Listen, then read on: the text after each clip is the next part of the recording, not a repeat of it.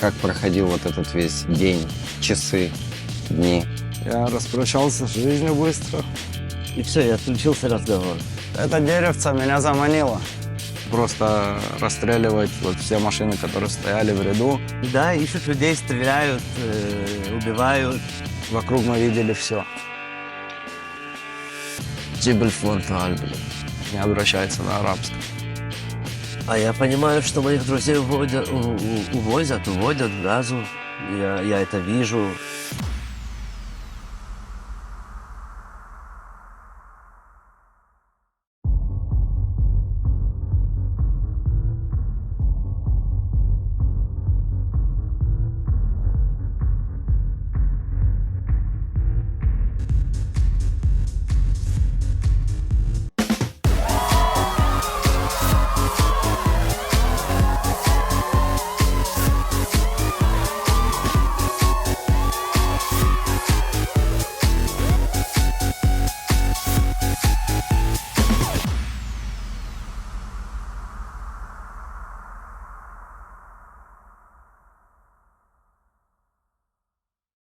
Альберт, сейчас мы находимся на месте трагедии Новы.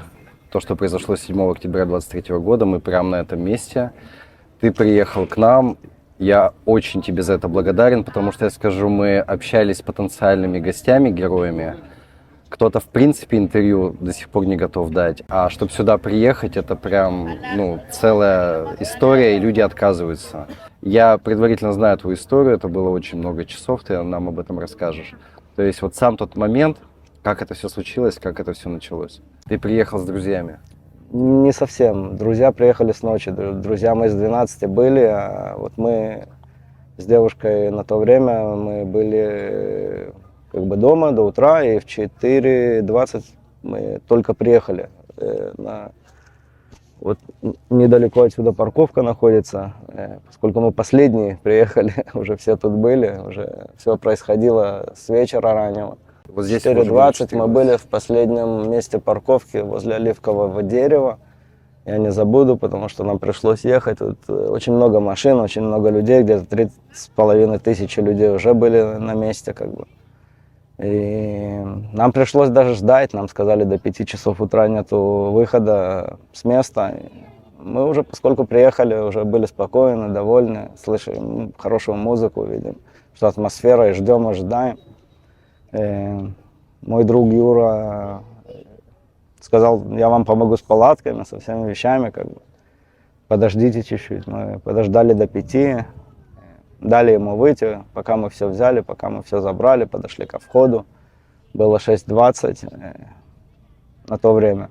Это уже почти перед самым залпом. Да, буквально 10 минут, 9 минут до того, говорят, 6:29. Это для меня время прекратило ходить на тот момент, но я помню, как я только вошел и обнял от души моего друга Амит Муаси. Даник, скажи, пожалуйста, после трагедии 7 октября 2023 года в Нове, где ты был, после этого ты был еще там? Я один раз решился поехать 3 месяца спустя с 2 друзьями, которые со мной посетили Нову. Можешь тогда в рамках хронологии событий, то есть ты был на Нове, когда начался обстрел, что вы делали, как проходил вот этот весь день, часы, дни? Приехал я на Нову в 12 часов ночи, после 12-часового рабочего дня, очень уставший. И начинаем танцевать. Ждали, пока откроется главная сцена. Она открылась где-то в 3:30-4 часа утра. Танцевали на маленькой сцене, кайфовали. Без 15:06 я понял, что я сильно уставший, пошел в машину. Вышел с территории фестиваля, пошел в машину. Было очень тяжело заснуть, потому что музыка очень сильно орет. И вот получилось заснуть. И я открываю глаза в 6:23 от того, что машина дрожит. Как будто кто-то, пробегая пинает мне по машине. Я открываю глаза, музыка уже не играет. То есть первое, что я сделал, это закрыл глаза и продолжил спать. Мне ничего не мешало. Это именно 6.23, не 6:23. 6.29, 6.23. 6:23. Окей. Не было сирен, Ничего не не было еще ничего, но уже люди бежали. Да. Открываю глаза второй раз, сразу после этого. Открываю окно, высовываю голову и вижу, что все небо в ракетах. Можно тебя немножко вернуть? Это просто Да. новые факты. В 6.23 люди уже бежали. Совершенно верно. То есть Музыка не играла. без сирен. Без сирен. Просто уже прям бежали Совершенно верно. все. Не все. Не все. Многие остались на территории фестиваля. Почему бежали еще до сирен? Видели ракеты. Издалека. Ну, летят на небе. Видно, то есть, как они ведут за собой, как дым. Но сирен не было. Не было То есть они сирен. увидели в небе ракеты и просто побежали. Да, и музыка остановилась, то есть окей. начали что-то сообщать. Мне не слышно с машины, что говорят. Я беру телефон, набираю своих друзей. Спрашиваю, что случилось. И говорят, что ракеты, скорее всего, останавливают фестиваль и расходятся. Говорю, окей, ракеты, ничего страшного. Не пугайтесь, забирайте все наше, я подготавливаю машину, едем домой, все нормально. Минут 20, пока они подошли к машине, то есть никто не спешил, все были довольно спокойные. Кроме тех, кто уже побежал и начал выезжать с территории, это было немного людей, такие люди, которые больше боятся. Мы собрали машины, я был один в своей машине, все остальные по своим машинам, и начали выезжать с территории. В этот момент уже на выезде к дороге было довольно много машин, было не проехать, и полиция стояла прямо на дороге и направляла водителей направо. Направо это в сторону Газа. То есть не в сторону Не в сторону Израиля, в сторону Газа. Да, в тот момент еще работала навигация, и мне по навигатору показывает, что мне налево надо. Я объезжаю все эти машины сбоку, так как у меня довольно большая машина. В тот момент теряю своих друзей, у которых маленькие машины. И стою напротив этого полицейского, открываю окно и говорю ему, мне надо налево, мне домой надо доехать. Он говорит, я не могу тебя пустить налево, езжай направо. А он объяснил причину? Нет. Без объяснения Нет, без объяснений. Я говорю, окей, может он знает. Еду направо, буквально, наверное, километра не проехал. Стоит полицейский, загорожена дорога, и рядом бомбоубежище, Мигунит называется. Полицейский говорит, выходить с машин, и всем выходить с машин и заходить в Мигунит. Мне это показалось нелогично. Странно. Мне это показалось, стоять на одном месте и ждать ту ракету или двигаться быстро. Я думаю, мне как-то показалось, что двигаться будет логичней. Развернулся и поехал обратно в сторону фестиваля, проезжая первого полицейского, и еду, как навигатор показывает, домой. Наша машина была последняя, так что пришлось ждать в очереди. Я смотрю, как все стоят в одну череду, и машины выезжают потихоньку. Каждые 2 секунды сирена свистит. Но это еще был момент, пока еще террористов здесь не было. Да, на тот момент не было никого еще. Это было просто именно все эти бомбы, которые в воздухе летали. И мы потихоньку складывали, чтобы уехать. Я то, что только успел выложить, пришлось быстро-быстро закрывать. Мы ждали где-то 40 минут буквально тут, на парковке, где-то тут наша палатка стояла. И смотрели, как меньше и меньше машин становится. Они в продолжение ехали в ряд. Невозможно было выехать другой дорогой. Все было именно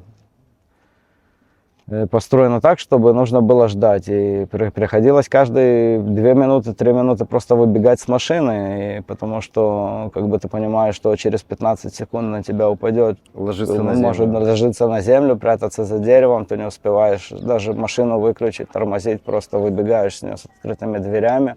Машина в машину въезжает, ты перед человеком извиняешься, он не знает, что сказать, ты не знаешь, все продолжают ехать.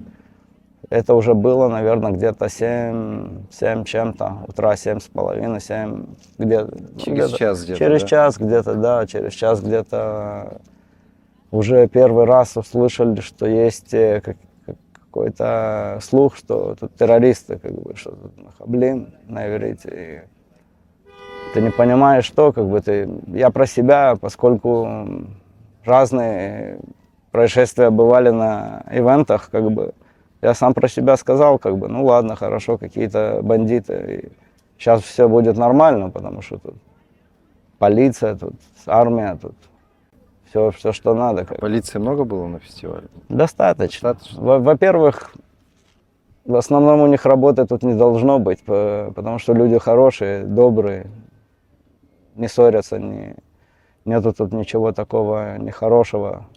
Но они не знали тоже, как реагировать, потому что это непонятно, что было. Все были в каком-то хаосе.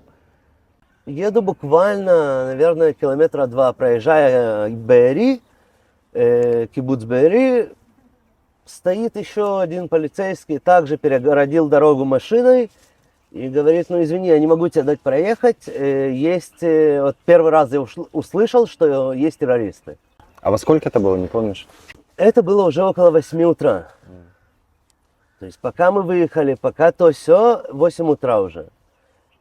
Говорит, что он не может дать проехать, есть террористы, и также просит выйти с машин и зайти в Мигунит. На входе в Мигунит стоят 2 солдата и 1 полицейский.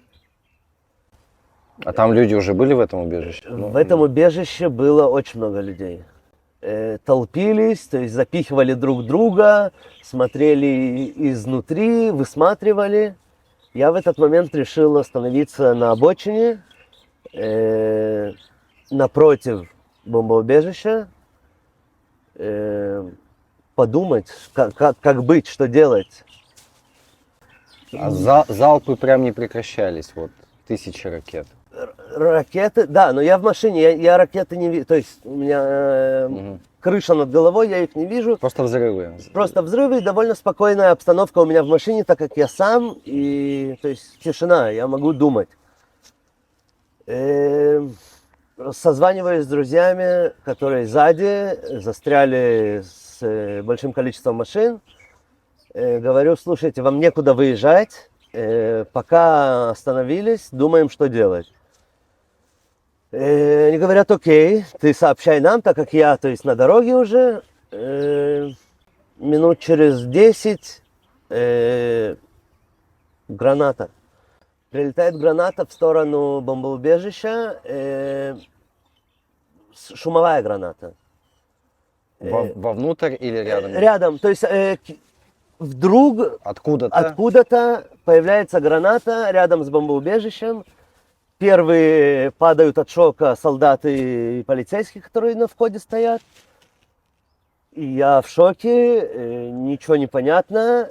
И с правой стороны, то есть я стою слева от бомбоубежища, с правой стороны от бомбоубежища есть кювет, и на горе вдруг проявляются люди с автоматами. Сколько человек? Десяток. Я в шоке, но понимаю, что надо бежать. Разворачиваю машину и бегу, и еду обратно в сторону фестиваля. Вдруг мы слышим издалека, начинаются обстрелы. Автоматные очень Автоматы, автоматом именно, не синглшоты, а постоянные выстрелы какие-то издалека. И продолжается все это время сирена, как бы. Все это время приходится быть в панике очень большой, и ты не понимаешь, что тебе нужно делать. У меня машина private, как бы, так что это не джип какой-то, что я могу по полям ездить свободно. И я вижу и понимаю, что тут там очередь конкретная, машины просто встали, люди выбежали с машин, ты не можешь проезжать, и не выехать никак с этого места.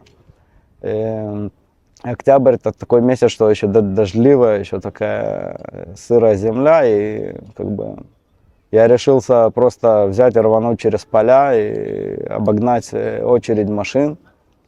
У меня получилось где-то 300 метров до того, как я понял, 400, может, до того, как я понял, что я застряну просто на месте. И обогнал все эти машины, вернулся в очередь. И снова стоим, потому что машины не едут, люди выбежали, убежали из-за этих сирен. И вдруг с левой стороны там обрыв. Это на выезде? На выезде, да. На выезде прямо с места ивента. И вижу, как мотоциклы едут вперед, и за ними бегут люди с оружием. Это террористы? Это террористы были, да, нухбы с зелеными такими повязками. С газа? С газа. Много они начали просто расстреливать вот все машины, которые стояли в ряду. Если вы видели, может, клип или видео, которое все вот так вот бегут через поле, это именно тот момент, когда они ворвались как бы со всех сторон. Мне как раз мой друг позвонил, Юра, по телефону. Каждый на своей машине был, он сзади был, он после меня выехал. Ему не пришлось выехать, и они в Хапаке остались. Хапак — это место, где как бы, база охранности должна быть всего этого ивента. Он орет, потому что въехали террористы на Тойотах с пулеметами, начинают обстреливать. На его глазах это все происходит, он мне кричит: бегите, бегите, телефон обрывается. Я Рахель говорю: Юра умер, Юры нету, беги. И его убили? Юра выжил, слава богу. Но я этого не знал до следующего дня. А на тот момент мы просто оставили все машины и начали бежать, потому что буквально со всех сторон начали летать пули, свистеть по деревьям, за деревьями прячемся, которые возле оврага, и не знаем, что делать. Взять машину, не взять машину, как кидать свое имущество, куда бежать, ты не понимаешь. У меня инерция сказала: ты должен бежать к дороге, потому что никто не знал, что тут вокруг происходит. Это снова мысль то, что происходит, это не настоящее. Ты не можешь понять, что именно, что тут есть. Может, какие-то, не знаю, бандиты, может, какие-то, не дай бог, там пару террористов. Ну ладно, будет все хорошо, прячься. И ты не знаешь, как реагировать именно к этой ситуации. И мы с Рахель решились бежать во вторую сторону от всей массы людей, потому что я увидел, что все бегут в открытое поле. Это вот туда, получается? Это в ту сторону, через дорогу, да. Я даже не осознал, что я перешел дорогу, потому что это действительно в сторону Патиша, это Мушавим, это кибуц называется на иврите. Это сельное хозяйство, общество.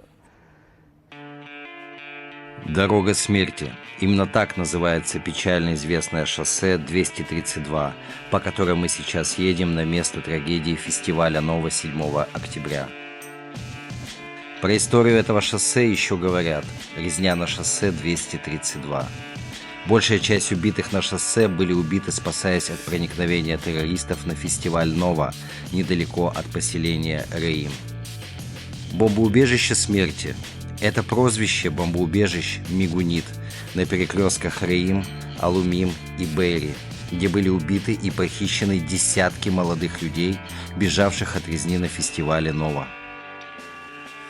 Я много слышал про эти убежища после трагедии, но не мог и представить, что тут было. Все внутри в следах от пуль и осколков. Людей просто забрасывали гранатами и расстреливали. Это не единственное убежище на трассе. И практически все они выглядят именно так. На дороге смерти было убито около 400 человек.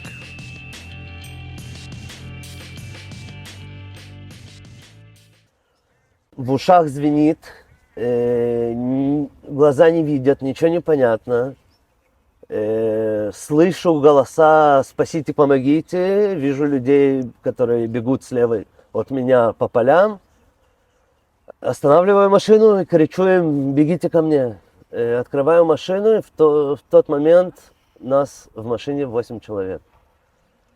Я и еще 7 человек, которые только что... Просто бежали. Ты... Просто бежали. Некоторые из них видели своих друзей, погибают на своих глазах. То есть все в шоке, все кричат, не знают, что делать. Я на самом деле трезвый, и слава богу.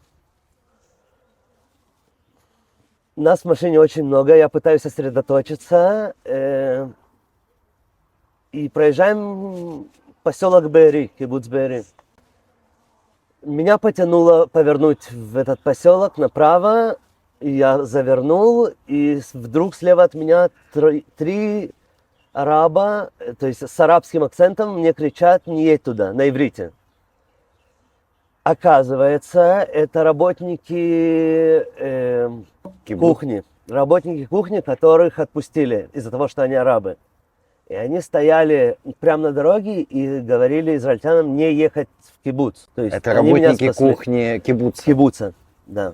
В тот момент уже в кибуце были террористы. Они их отпустили, потому что они арабы. То есть это наши арабы были? Наши арабы из Рата. Израильские. Да, город Рахат. Это была потом, по новостям про них передавали. Они мне крикнули не заезжать туда. Я развернул машину и опять вернулся на главную дорогу. Еду в сторону фестиваля. Подъезжаю к фестивалю с двух сторон, полицейские машины, вооруженные силы, что-то пытаются высматривать, выглядывать, еще сами не понимают, что вообще происходит.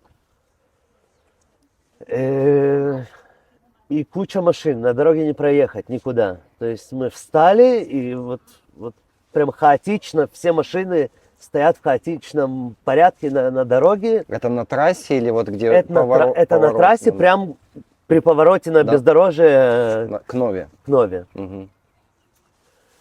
Ситуация такая, что проехать некуда на дороге. Надо понимать, как и что, как вообще действовать. То есть одно направление, это только в Газу туда можно уехать? Туда тоже перекрыто. Уже все перекрыто? С двух сторон перекрыто. Ни направо, ни налево ты не поедешь. Заблокировали? Заблокировали машинами, полицейскими.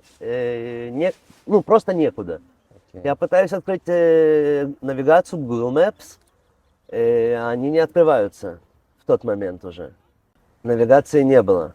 Почему? Насколько я знаю, сбили вышки какие-то, то есть не было, ни у кого не работала навигация, ни Waze, ни Google Maps, то есть некак было понять территорию, в которой мы находимся. Я вышел с машины, залез на машину и просмотрел вдаль. Понял, что справа бездорожье, где Нова была, то есть туда я не очень хочу возвращаться. А если налево поехать, там картошка растет, и там как бы можно проехать, только там, чтобы туда попасть, надо через такую... овраг? Да, через овраг проехать. Я понимаю, что я могу вырулить туда, я, скорее всего, смогу это сделать. Захожу в машину и начинаю переезжать этот овраг. Сообщаю своим друзьям, что некуда ехать, чтобы они тоже переезжали туда же. Но они не могут, так как у них машины этого не позволяют. И они в тот момент покидают машины, мне это говорят, что мы прячемся в кустах. Мы приехали на мемориал, памятник жертвам резни. Огромный плакат вмещает в себя сотни улыбающихся лиц, но на мемориальной доске. Этот мемориал был создан группой диджеев 2 месяца после резни. Колонны увешаны фотографиями убитых и похищенных. Они установлены на главной танцплощадке фестиваля. Тут же установлена импровизированная стойка погибшего диджея, одного из организаторов фестиваля. Он погиб до своих последних мгновений, пытаясь спасти людей. За время съемок фильма мы наблюдали, как создавали сцену, часть мемориала. Тут и была главная диджеевская сцена во время фестиваля. Фотографий так много, что ходить среди них можно долго. И несмотря на немалое количество приезжающих на мемориал, тут всегда тихо, как будто остановлено все. Эвкалиптовая роща. В ней происходили издевательства и насилие над теми, кто сбежать не успел. Оставшиеся на деревьях следы ужасают. В баре фестиваля многие пытались найти укрытие, но прибывшие на место спасательные службы нашли здесь только тела погибших. Тот самый бар, видео которого широко распространилось в первый же день катастрофы. Полицейский кричал с просьбой отозваться тех, кто жив, но никто не отозвался. Несколько бетонных бомбоубежищ также являются частью мемориала и местом последних минут. Молодых, полных жизни людей. На фестивале «Нова» погибло 364 человека. Более 40 были похищены.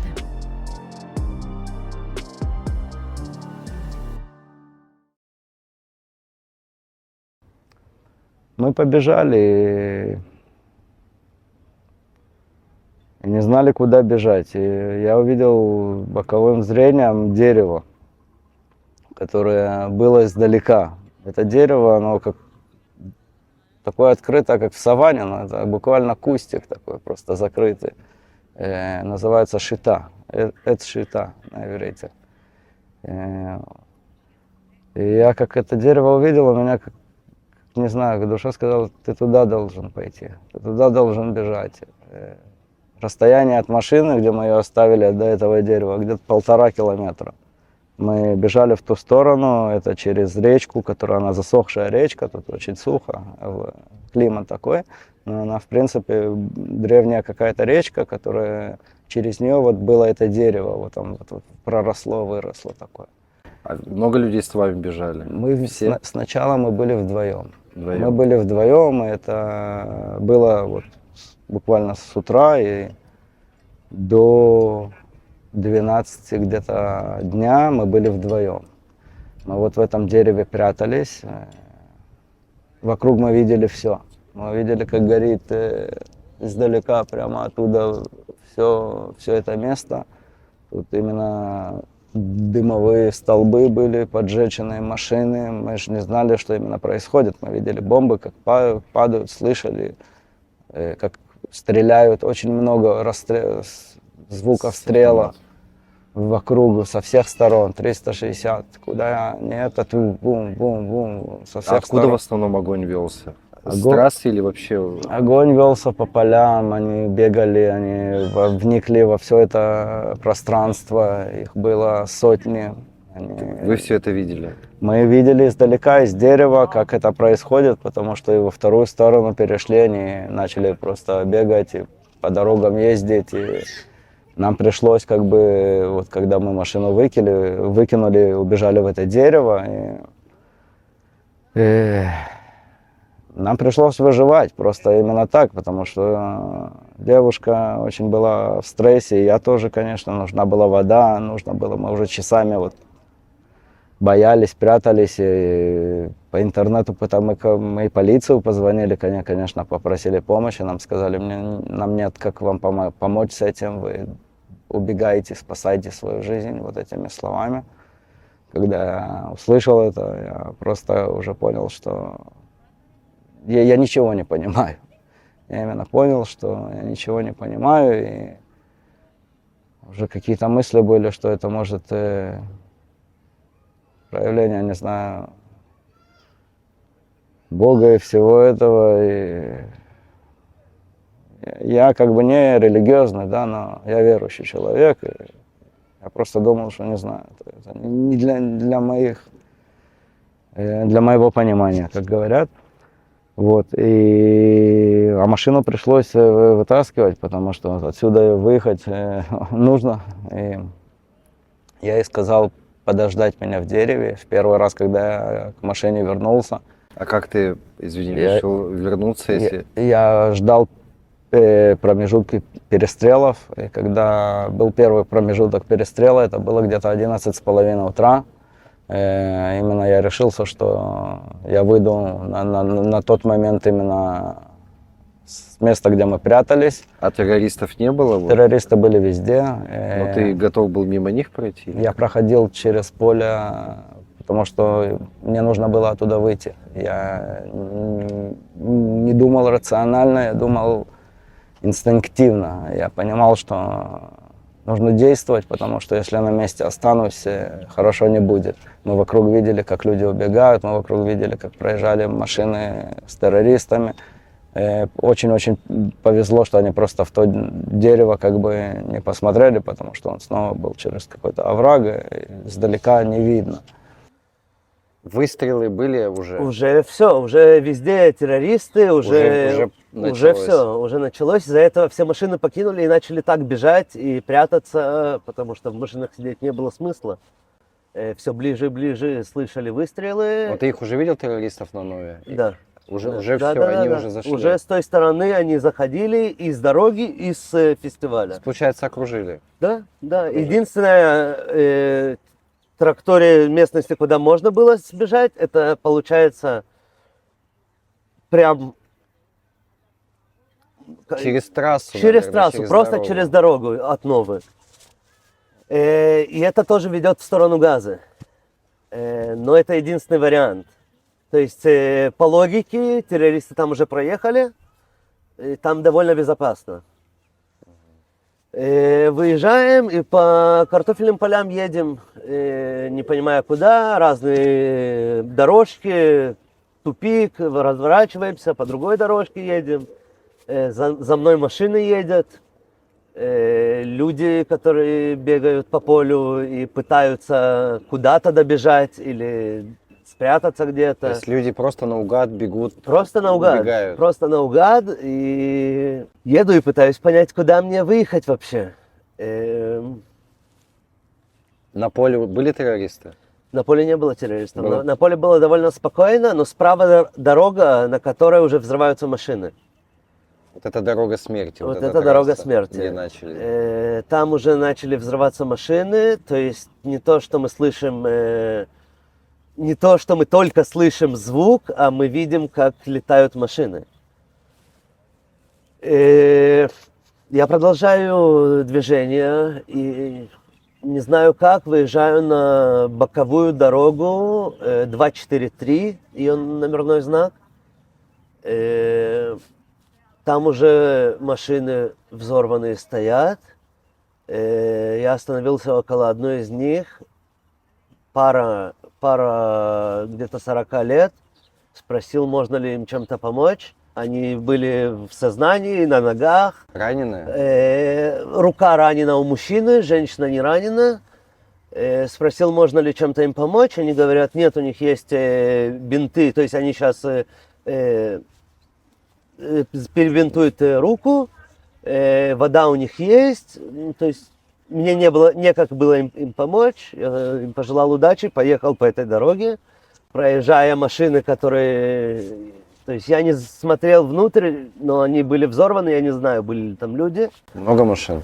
Много машин, много машин. Я так понимаю, это те люди, которые до меня также по полям картофельным смогли сбежать, но наткнулись на террористов. То есть у нас все вовремя получилось, мы там на них не наткнулись. И в тот момент мы продолжаем движение по дорогам, не понимая, куда едем. И я вышел с места, где мы прятались, и шел к машине. Это путь такой через тропинку. И вокруг разные вещи разбросаны, личные, телефоны, сумки, кошельки, машины открытые нараспашку. А люди были или уже убиты? Были убиты. Я решил не смотреть слишком много, но видел, как человек просто лицом на землю, и я себе сказал, он спит или что-то такое, чтобы себя успокоить. И, не знаю, как какой-то Клинт Иствуд идут через все это. И ко мне обращается полицейский, который на полу лежит, с двумя ребятами. Говорит, опусти голову, тут стреляют. Тут на нас стреляют, и, как бы, спустись. И я просто на него посмотрел и продолжил идти к моей машине, потому что я понял, что они лежат, они как бы не действуют, и нужно что-то делать, потому что просто на месте быть — это не выбор. Я подошел к машине, я увидел вокруг, как все оставлено как бы другими людьми, и я чисто в середине не могу проехать вообще. Я не могу проехать со своей машины. И я взял воду, лед и решил вернуться обратно, потому что я не знал, что делать именно. Я понял, что как бы надо вернуться, и они снова там же остались, эти люди, которые я их увидел. Сюрреалистично, как полицейский с пистолетом в руках, привязанный к нему, и он на полу лежит, вот так вот смотрит, чтобы с оврага никто не стрелял.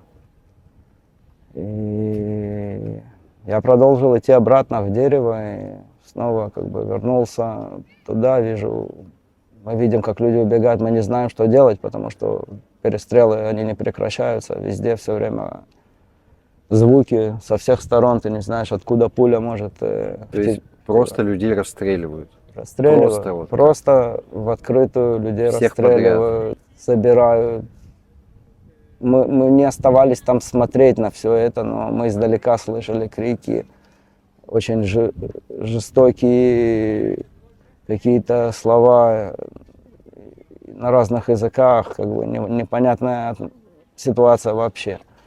И во второй раз, когда я решился уже снова пойти за машиной, это не знаю, чувство, что нужно выжить или безумие, до сих пор пытаюсь с собой разобраться, что меня провоцировало на эти действия вот, при таком раскладе вещей. Но я решился снова выйти с этого дерева. И мы на то время были одни с девушкой. Было 12,5 часов где-то уже, к часу дня, где-то так. И я уже начал паниковать, потому что до 11,5 вообще не слышно было ни самолетов, ни вертолетов, ничего. Ты уже ждешь, ты Ни уже сирен, ни ничего. полицейских? Не, сирены периодически-то слышны, но спасения не видно, потому что полицейские сказали уже рано утром, что нам некому к вам помочь. Уже ощущение, что все, ты понимаешь, что должны прийти люди, армия, что-то, спасение какое-то. И когда стоит над тобой вертолет Апачи, ты единственная мысль, извиняюсь, не подумай, что я какой-то террорист, чтобы не кинуть там в нас бомбу. Потому что мы в дереве прячемся. Они же не знают, кто мы. Вот тут, вот тут.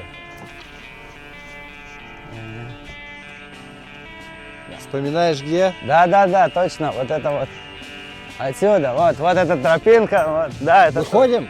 Да.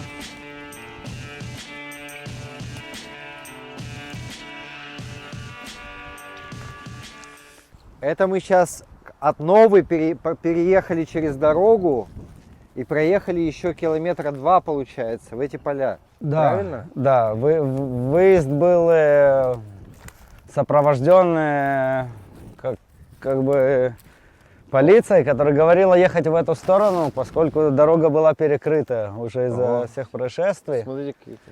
Тут Вот у нас снова там, получается. вся Нова, Нова Вот с мы через противоположной через дорогу стороны. Это ты на машине, вот это вот здесь.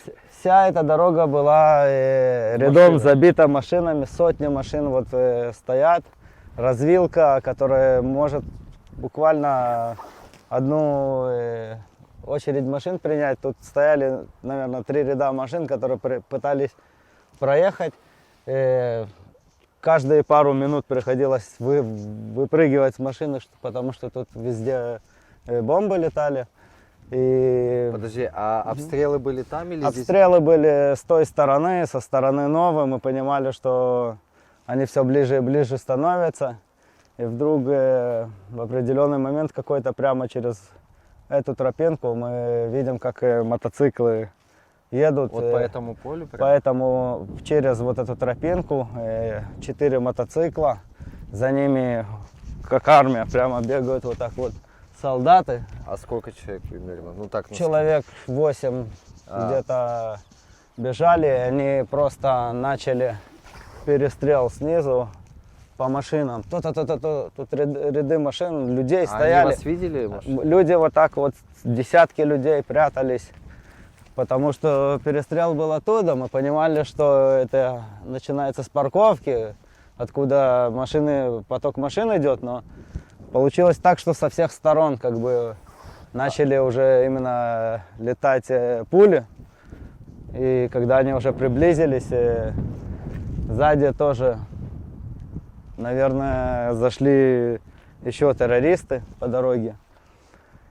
И в этот момент всем людям пришлось просто вот машины оставить. Если вы помните вот это зеленое красивое поле, которое перед вами. Это вот это? Да, но летом оно превращается в пустыню.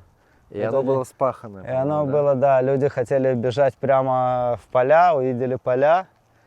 И у меня инерция чуть-чуть по-другому сработала. Но все машины вот тут вот прямо вот так вот оставились. Ну, кто-то побежал же, да? Много. Сотни людей побежали в эту сторону. Туда. За ними и террористы побежали. И прямо в Стреляли? это цитрусовые поля, мандарин, клементин. И прямо в поля за ними забегали. А где вы прятались? Где ваши? Я вам сейчас покажу. Нам пришлось тут машину оставить. Вот здесь ты, получается? Здесь полностью, вот где вы можете увидеть Где эти наши машины, которые где наши стоят. Тут сотни других машин, и вокруг тоже мотоциклы перевернутые, машины открытые. Проехать невозможно. И террористы уже вот Террористы везде. Везде уже. Везде. Еще ракеты. оттуда. Ракеты, террористы. А газа у нас там получается. Горящие поля через прямо мы вот так вот, у нас ракурс был прямо вот на все это. Мы видим, как все горит перед нами.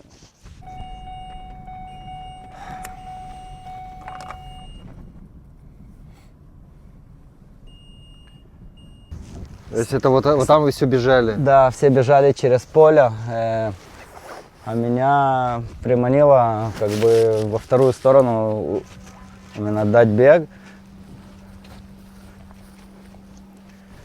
Это деревце меня заманило. Я увидел, что Это как вот которая перед нами. Вот. вот это. Да. То есть вы прям туда побежали к нему? Мы побежали в это дерево. Мы тут были где-то 7 часов в общем, но сперва почти что 5 часов я и Рахель. Тут идет река, засохшая.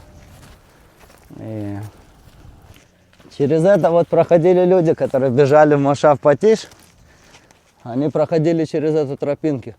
Тут животные не всегда соизволят проходить через все вот эти колючки. Когда вы вышли, тут люди убитые тоже были? В сторону машин, да, конечно. Да. Когда я выходил 2 раза за машиной прямо отсюда, мне пришлось 2 раза вот эту дорогу вот делать, где машина, пешком. Когда Много вот, было людей, ну вот так? были, Были.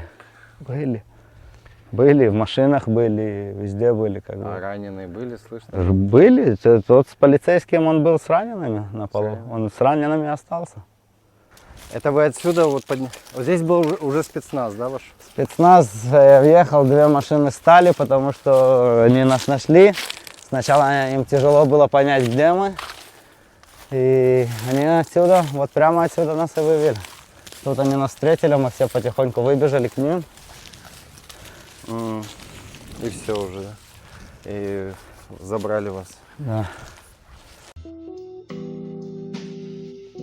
Кладбище. Кладбище автомобилей. В 15 минутах езды от 232-й трассы, от бомбоубежищ, от фестиваля. На автостоянке находится 1560 автомобилей, которые были эвакуированы с дорог и населенных пунктов, окружающих Газу. Груды сгоревших машин, сотни метров простреленных автомобилей. Тут же были произведены расследования, сбор останков погибших, чтобы доставить их для захоронения, поиск, возможно, оставшихся в машинах взрывных устройств, личных вещей, сбор камер и разведывательной информации, чтобы понять, что случилось с пассажирами в то утро. За каждым автомобилем стоит история о семьях, детях, родителях, взрослых и молодых людях, побывавших на вечеринке или в окрестностях. Каждая история – это еще одна часть духа героизма, раскрывшегося в полной силе рядом с невообразимой жестокостью того страшного события. Также тут есть и машины террористов с ракетной установкой в фургоне, и автомобили героически проявивших себя людей, которые смогли спасти десятки, сотни участников фестиваля, но в какой-то момент были застрелены в своих автомобилях.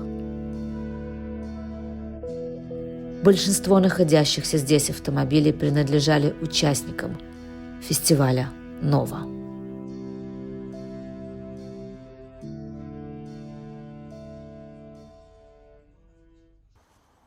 На дороге очень много хаотичности. Везде машины разбросаны.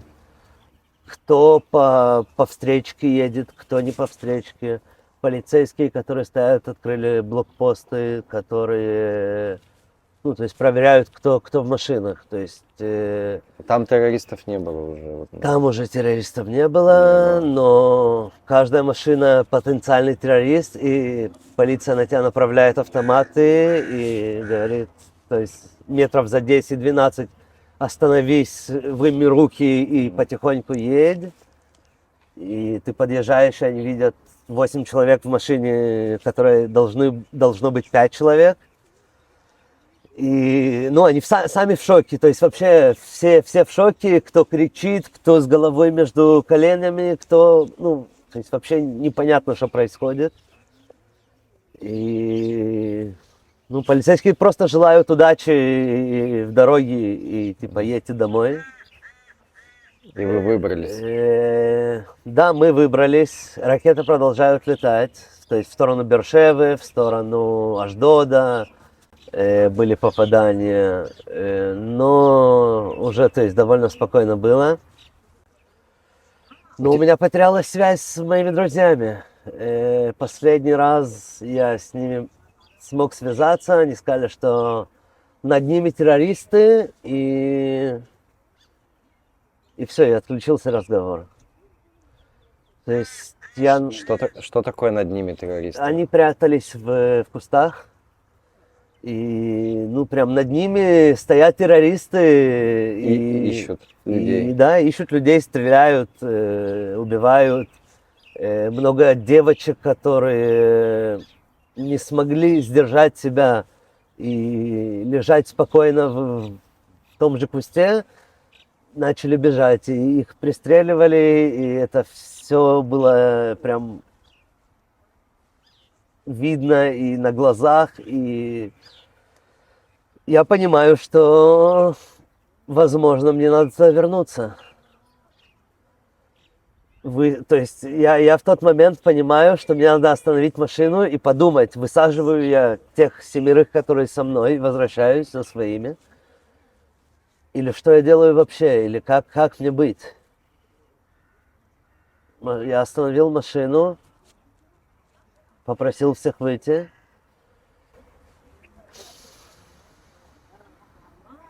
И вышел с машины, зажег сигарету, начал думать, что я делаю. В тот момент я решил, что мне надо спасти себя и этих 7. Загрузил всех в машину, поехали домой. Высадил каждого у себя дома. Во второй раз я убежал, снова вышел с места, где мы прятались. И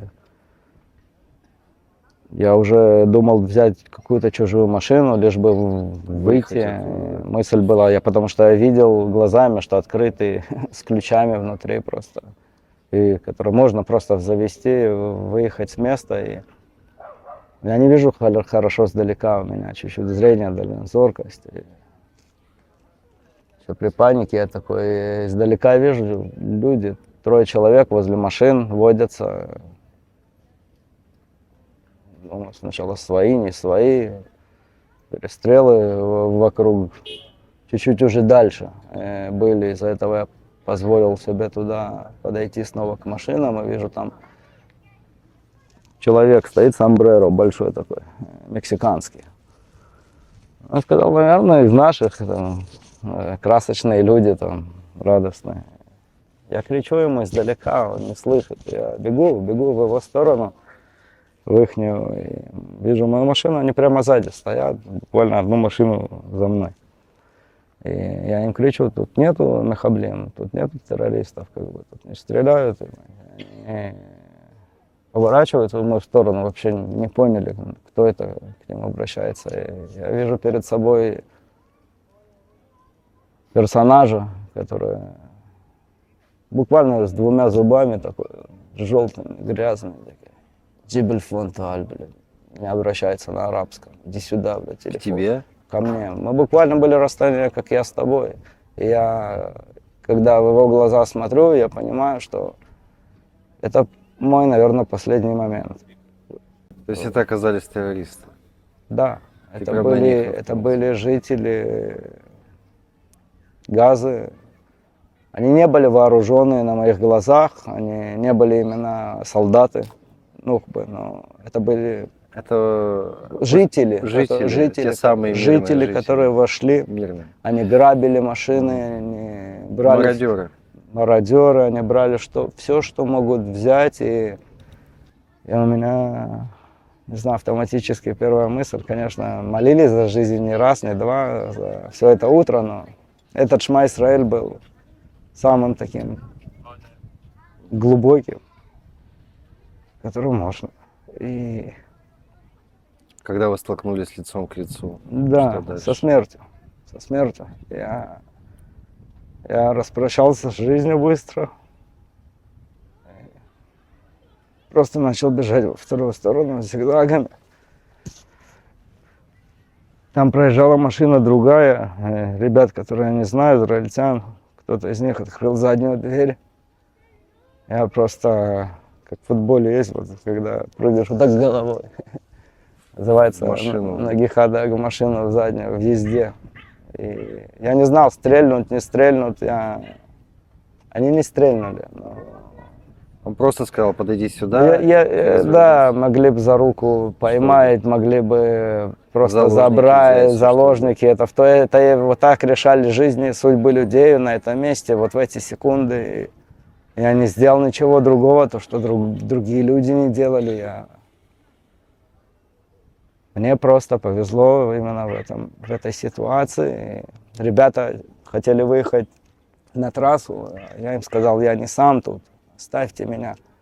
И вышел с машины недалеко от места, где девушка меня ждала, Рахель. Я вернулся туда. И мы продолжали прятаться уже в непонятке полной, в очень большом стрессе, в очень большой панике. Я ее пытаюсь успокоить, но, конечно, мне как.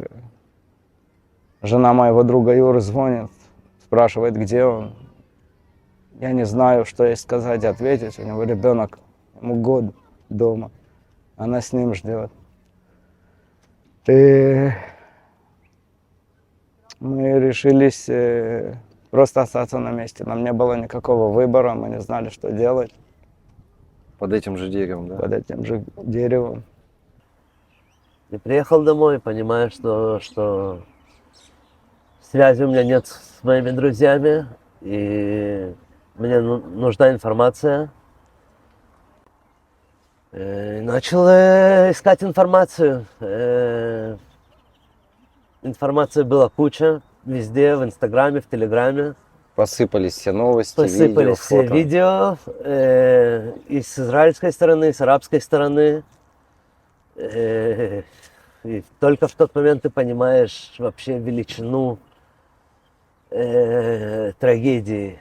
Вообще, ну, то есть я думал, не знаю, я видел десяток террористов, может, еще несколько десятков. 50 террористов заехало, несколько часов наша армия их убьет, закончится это все. А я понимаю, что моих друзей уводят в Газу. Я это вижу. Я вижу, как издеваются над моими друзьями. Друзья, это вот те, с которыми ты потерял связь? Нет, Другие. нет. Я в сцене таких мероприятий нахожусь давно. Довольно много друзей, знакомых оттуда. Могу сказать, что больше половины погибших, то есть около 150 человек, это мои знакомые. На данный момент еще есть знакомые, которые, надеюсь, что живые, находятся в Газе. Про них еще неизвестно ничего. В плену. В плену уже годы, 4 месяца. И в одном каком-то периоде очень много людей, вот есть такая пословица, «Ле широк ле иуди», это, наверное, еще со Второй мировой войны, когда была Шоа и геноцид, и все происходящее, и чтобы помочь еврею один другому, как бы, ты пытаешься, но ты боишься как бы крикнуть или что-то сказать, чтобы люди вокруг, они не видят тебя, но ты видишь, как все происходит вокруг, и проходила какая-то группа молодых ребят, может, человек 5 их было, 6, девушки, парни, пары такие людей. И мне пришлось им, как бы, получилось им сделать звуки. Они меня услышали, посмотрели в сторонку, и я такой показываю сюда, они в полном стрессе, у нас был лед, уже воды не было на то время, они начали вот этот лед кушать, сосать, чтобы вернуться через себя, благодарить, от страху. Там, где стоит человек, в туалет идет, боится, не знаю, что делать, но хотя бы уже не сам.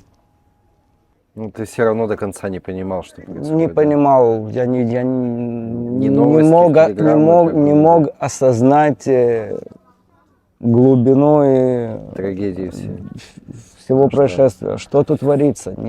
Тут рациональное мышление не может принять и понять такую ситуацию. Любой человек как бы не должен быть в таких моментах в своей жизни, когда он приехал просто насладиться отпуском, музыкой, свободой и выживать.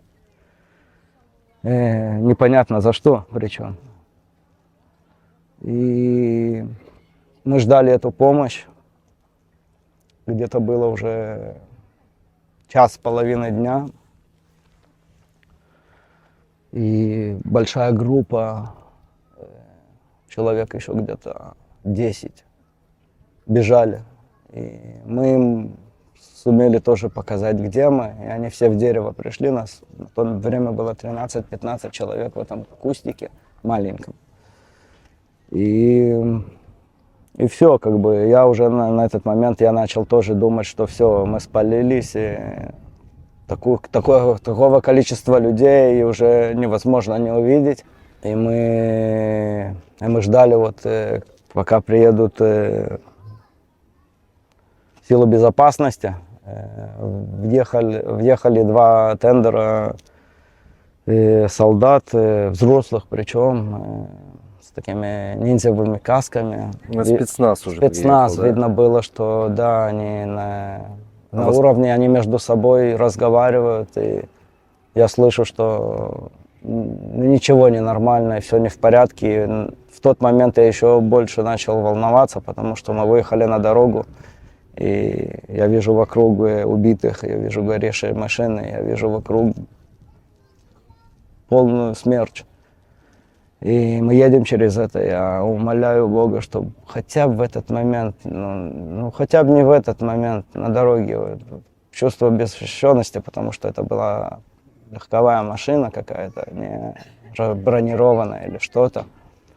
И они между собой паникуют, и нас вывели в бензоправку недалеко от этого места, где-то 1,5 километра, 2 километра от самого ивента, от самого места ивента. И там есть такие бомбоубежища, которые они от ракет, которые вокруг они разбросаны, это мигунит называется, это, потому что 15 секунд это упадки бомбы, и выстрела сирены. И я вижу, как из нее просто выливается человеческая кровь. И разные останки людей, разбрызги. Это бомбоубежище, которое у дороги вот эти стоят маленькие? Да, прямо у заправки. Полная паника, потому что ее вокруг пытаются закрыть какие-то солдаты с оружием, но количество людей все больше и больше становится, кого успевают вывозить, кого успевают спасти. Кто с пальцами, кто без, кто без друга, кто без машины, кто без подруги, кто без жены. И мы не знаем, что делать, мы не знаем, как нам выбираться отсюда. И пытались помощь просить у людей, которые как-то с машиной или кто-то подвезите, подкиньте, выберите нас в город какой-то, что-то. И очень тяжело было, конечно, получить на этот момент помощь, потому что столько много всего вокруг происходило, и люди не знали просто, как действовать. Дороги закрыты, нельзя было ехать тоже. Через пару нескольких минут снова разряды, снова сирены. И вдруг начинается снова какой-то слух, что в Офакиме террористы. Я уже ничего не понимаю на тот момент. Я говорю, как такое может быть? Это не того. Я это думаю, это мне кажется, что что-то творится. Как бы. Это же уже город внутри. Это... И вдруг звуки перестрелов там, снова паника, и вдруг снова сирена. Все бегают, там открытое пространство, ты в участке, ты не знаешь, куда бежать. До 7 часов вечера пришлось быть в потере полной, потому что нельзя туда въезжать, нельзя выезжать, ты не знаешь, что делать. Просто в потере полной. У меня есть хороший друг, его зовут Алекс, он служил в Маглане, это спецназ израильский. Он ничего не боится, кроме того, что нужно бояться. Единственный, кто соизволил приехать и решиться выехать в эту сторону. Я не звонил родителям, ни семье, чтобы... Я их успокаивал, что нормально, говорил, что все хорошо. Сначала, когда мама звонила, нервничала, с утра пораньше причем. Пытался ее успокоить, конечно. Это не получалось, но он приехал в 7 часов вечера. Ему не давали, конечно, заехать. Но Другу? он сумел как-то вокруг. Заехал, приехал, нас вывел. К сожалению, за этот день ушло 10 друзей, знакомых, девушек, парней. То есть в тот момент проявляется вся ситуация, и я понимаю, что мне, возможно, надо возвращаться. Я уже дома, я в Натании, и я сам дома, родители были за границей, и я бьюсь головой об стенку, что мне надо поехать спасать друзей. Но не могу собраться, не могу физически собраться, не могу ментально собраться. И тех пор начинается, как сказать,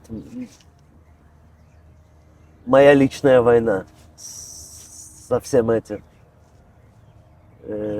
Психологи, психиатры, таблетки. У тебя реабилитация, получается? Да, да, до сих пор. И, к сожалению, никуда не движется.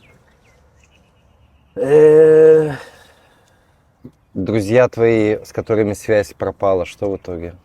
Они вышли на связь? В итоге не все вышли на связь. Нас было 20 человек. 20 человек вместе, которые, то есть, сидели вместе, кайфовали вместе. Из нас 11 выжило. 9 не выжило. 9 убили. Да. Когда ты осознал, что произошло на самом деле? В этот же день, на следующий? Я 1,5-2 месяца из дома не выходил. Я с закрытыми окнами в комнате своей сидел и выйти не мог в течение 1,5 месяца. Это был страх? Словами необъяснимы. Каждую минуту единственная мысль это, что ты не защищен, все, безопасности нет. Сейчас войдут окружающие города, которые тоже... У меня проблем нет ни с религией, ни с людьми, никогда не было. У меня есть друзья, и до сих пор есть, со всех религий, и с Израиля, и не с Израиля. У меня друзья наполовину армяне, ливанцы, так что тоже музыкой увлекаются, и мы должны были вместе делать как раз мероприятие. Мы буквально 2 дня после этого разговаривали, они говорят, это не мы, это не наш подход, как бы. Плачущим голосом, конечно, душевным и человеческим. Слышно, что это от души. И с персидским другом причем. Мусульмане. Мусульмане, да, без проблем. Потому что это пираты были. Это не во имя Бога. Я единственное, что понимал, что тут Бога нету. Как бы. Это терроризм. Это терроризм. Это просто... Чистые людоеды. Людоеды-пираты, которые их ничего не интересовало, кроме того, как навести вред людям, которые беззащитны, девушкам, молодым, женщинам, взрослым людям, которые на велосипеде утром проснулись на дороге покататься. Подышать свежим воздухом, поехать на Мертвое море, чуть-чуть окунуться. И Через 2 месяца... через 2 месяца я заставил себя, благодаря помощи, которую государство как бы реально стало за людьми сразу спиной и дала помощь. У меня психологическая помощь, и социальная работница, которая меня сопровождает с того момента по сей день. И потихоньку вместе с ней мы работаем на то, чтобы вернуться в жизнь как можно больше. Я работаю, я учусь. Чувство опустошенности не оставляет, чувство потери, что все изменилось. Те вещи, которые раньше приносили какую-то радость, удовольствие, где можно просто расслабиться чуть-чуть, выйти из себя, стали траурными мероприятиями, какими-то мемориалами. Потому что столько много пострадавших, что жить, вернуться не получается обратно. Уже почти 1,5 года прошло. Уже 1,5 года прошло, и время остановилось. Я вот сейчас сижу с вами тут. Для меня где-то оно остановилось тут, и чувство, что очень тяжело будет вернуться в то, что было до этого. Спасибо.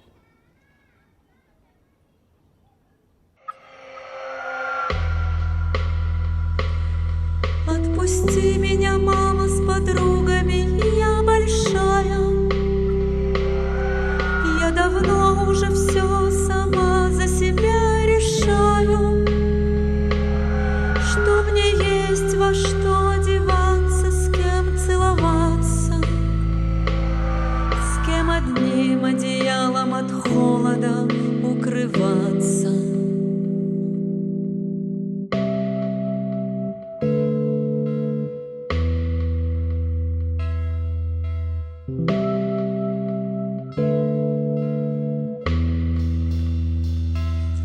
До твоих тревог, ну какое мне дело? У меня молодое, живое и легкое тело. Оно хочет музыки, ветра, друзей в пустыню. И, столкнувшись с землею, не скоро остынет.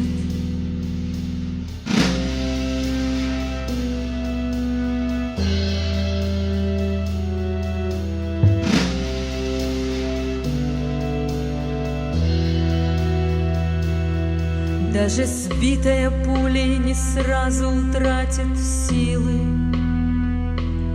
чтоб успела понять, чего я просила. Для чего мы на кухне с утра столкнулись, плакали, обнялись, улыбнулись. Для кого я была и останусь любить?